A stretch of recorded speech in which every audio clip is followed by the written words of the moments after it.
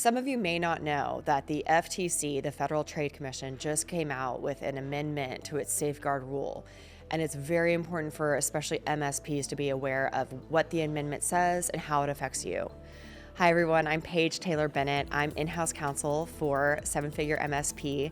I'm really excited to be part of this team and to be here today chatting with you about the new FTC Safeguard Rule. The Safeguard Rule is not really new, right? But we say it's new because there's been an amendment that really kind of changes the landscape of what you should do and how you should protect yourself, protect your clients, and then what you need to do when you find out that there's a data breach. There's really two main changes, I would say. The first change is that it has widened the scope of when you need to report a data breach. And now it applies if you have, or you know that 500 of your customers' data has been compromised in a data breach. That is a big change because that's going to apply to a lot more data breaches across the board. Another wide-reaching change is that they have actually broadened the scope of the type of companies that would need to report a data breach. And that applies to MSPs for the most part. In typical legislation fashion, they have not clearly defined what a financial institution is because, and I'm paraphrasing here, the FTC has defined a financial institution as basically any company that deals with money or tangentially deals with money, right? So that could theoretically apply to a lot of companies, if not 99% of the companies that do business in the United States. Of course, MSPs are saying, well, wait a minute, I'm not a financial institution, but the FTC has broadened its scope, right? It does not only apply to banks anymore. That doesn't mean that you're not liable for other potential statutes that might apply to you, like state statutes. There might be state equivalents of the FTC Safeguard Rule that you should also make yourself familiar with. Because a state's statute, even though it might be more narrow or stricter, as we say, than the federal FTC statute, you would have to follow whichever is strictest. Now, if the two conflict, right, if the FTC Safeguard Rule conflicts with a state rule that's similar, addressing the same subject, the federal rule wins. So you want to make sure that you're familiar with your local laws and your federal laws. And that's what we're here for, to help you out, because it's not always easy.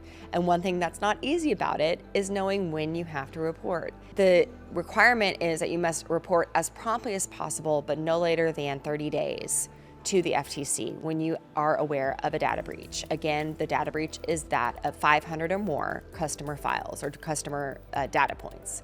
Coming back to the definition of what is a financial institution and why doesn't it include MSPs, a lot of people are frustrated with that because the FTC has broadly defined a financial institution, like we already said, and they've exempted certain businesses from a financial institution, none of which I think it would apply to MSPs, except for the fourth exception to the law, which just says it's anything that is not related to handling money or tangentially related to handling money. Basically the opposite of what the definition says it is. So it's not super helpful because we still have yet to see how the FTC is going to enforce its Safeguard Rule. You guys, this just went into effect in January. It was passed, I think, back in October of 2023, but it went into effect in January of this year, 2024. So this now means you have to comply as an MSP if you fit the definition as a financial institution. You have to comply with this law.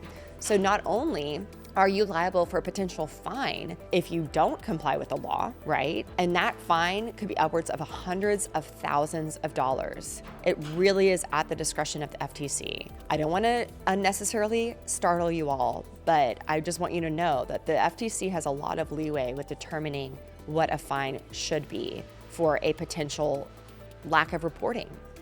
So not only are you making yourself susceptible to fines, you have this affirmative duty to report now. And you know the FTC is going to come down hard on that because the government wants a piece of the pie, right? The government sees all these hacks happening. The government's getting a lot of calls from their constituents being mad that their data is being leaked, that their data is not properly secured. That brings me to my next big point that the FTC has specified is what are the reasonable measures that your company should follow in order to try is a key word there, ensure that there is not a data breach. And again, in true government fashion, the law is not entirely clear what reasonable measures are. But thankfully, the FTC has put up guidelines on its website that give you some ideas of what a good incident response plan would be. The FTC is clear that it would change. It is variable depending on the type of business that you have, depending on the type of security risks that you face, depending on the type of data you have. But the nice thing is that you can, I think, if you have a good attorney, you can put in place reasonable measures, what the FTC would see as reasonable measures that protects you from being separately liable under the new Safeguard Rule, right? Not just for not reporting a data breach, but for not protecting it in the first place.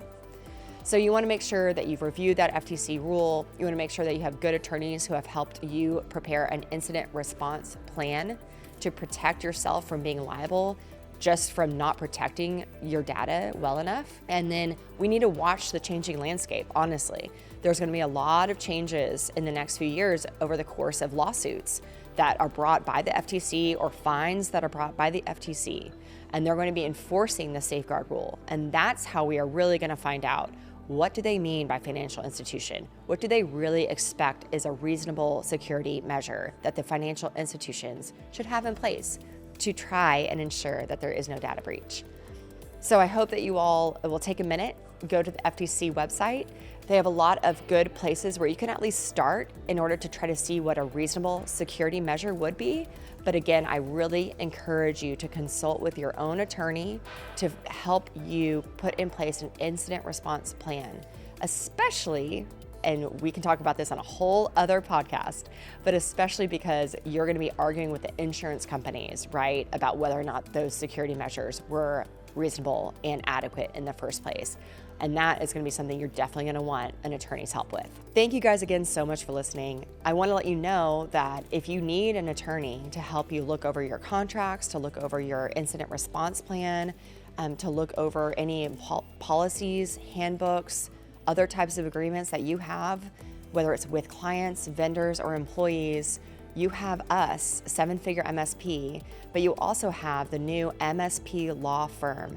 And that's where I am going to be there to help you along the way. And you can call me, you can email me. You should be able to see it in the link below.